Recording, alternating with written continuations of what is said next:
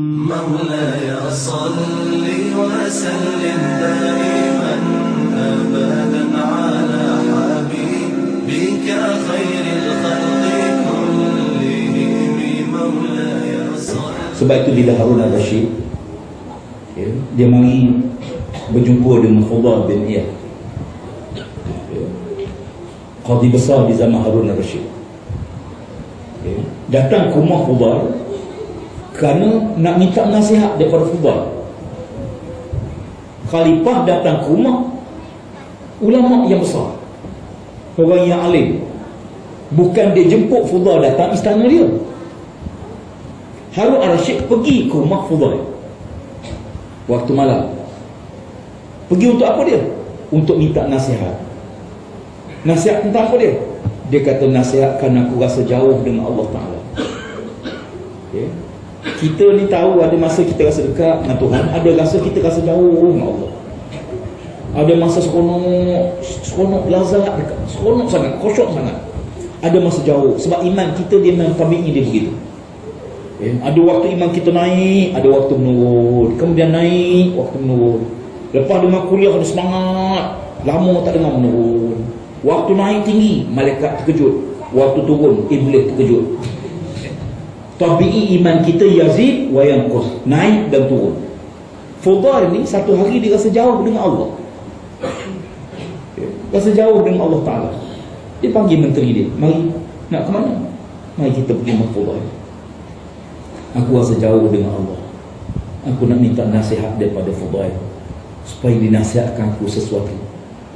Pasal apa? Nak cari obat. Pasal apa rasa jauh dengan Allah Ta'ala? Marilah waktu malam. Tatkala mana Fudhal nampak Khalifah datang, lampu cerah datang rumah dia.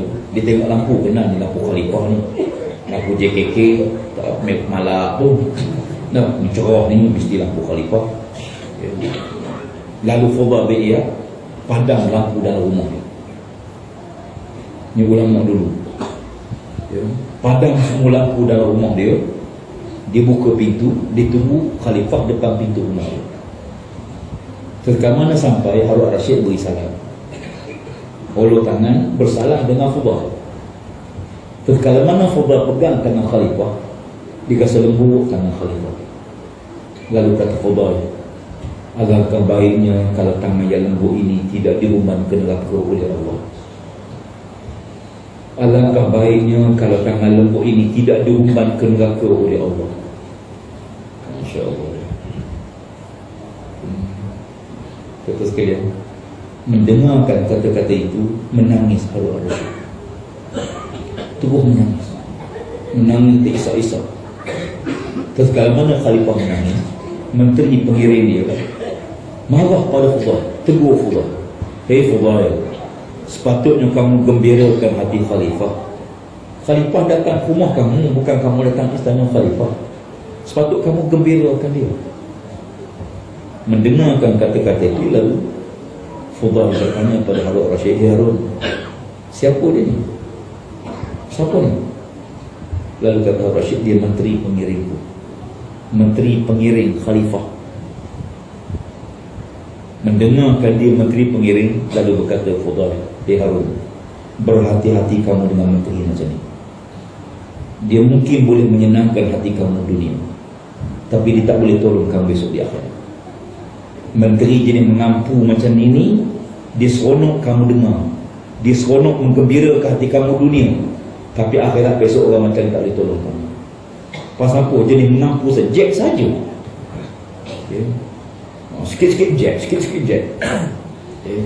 Jack ni macam tayar kereta, jack sikit boleh, tayar pancit jack lah sikit, sekadar buang tayar cukup lah. Ni jack sampai terbalik kereta. Allah, mengampu, melebih-lebih. Lalu Fudhal masuk, kata Fudhal masuk, Harun al-Rashid masuk dalam rumah dia. Rumah tu gelap.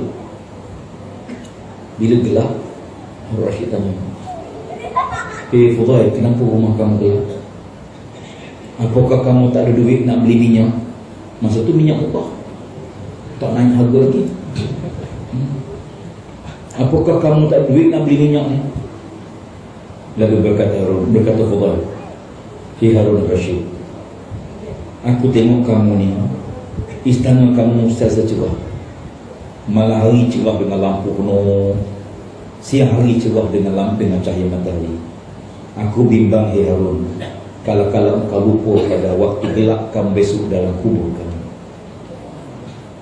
Aku bimbang kamu lupa waktu gelap kamu dalam kubur kamu nanti. Kerana itu aku padamkan lampu nak ingatkan kamu dalam kubur lagi gelap daripada ni.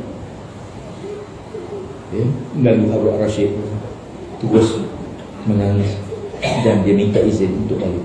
Terus balik. Pada dua nasihat itu cukuplah menyebabkan dia rasa terubahlah, rasa jauh dengan Allah tadi. Makna untuk sekalian, bila manusia jauh dengan Allah, mesti ada sebab. Kita bila rasa jauh dengan Tuhan, sembahyang tak kosong, zikir tak lazam, ibadah kita, orang dengar Islam menang tidak gembira, dengar Islam kalah gembira seronok. Mesti ada penyakit hati. Fi qulubihim maradun fazadahumullahu marad. Bila hati penyakit, dia berubah. Kita ni biasa waktu normal tubuh kita ni dia okey. Air gula rasa manis, bergarang rasa masin. Waktu sihat. Tapi bila kita berlaku perubahan pada tubuh kita, makan tak selera, air rasa payah, rasa pahit, maknanya mesti ada benda tak betul. Orang Islam ni dengar Islam menang sepatut gembira, seronok Islam menang, alhamdulillah. Indah dengar Islam menang sedih, menang pula celaka betul. Dengar hilang deposit, baru tahu padang kau. Ni Islam ke munafik? Sebab sifat orang mukmin tidak begitu. Dia gembira bila mana Islam menang, dan sedih bila mana Islam kalah.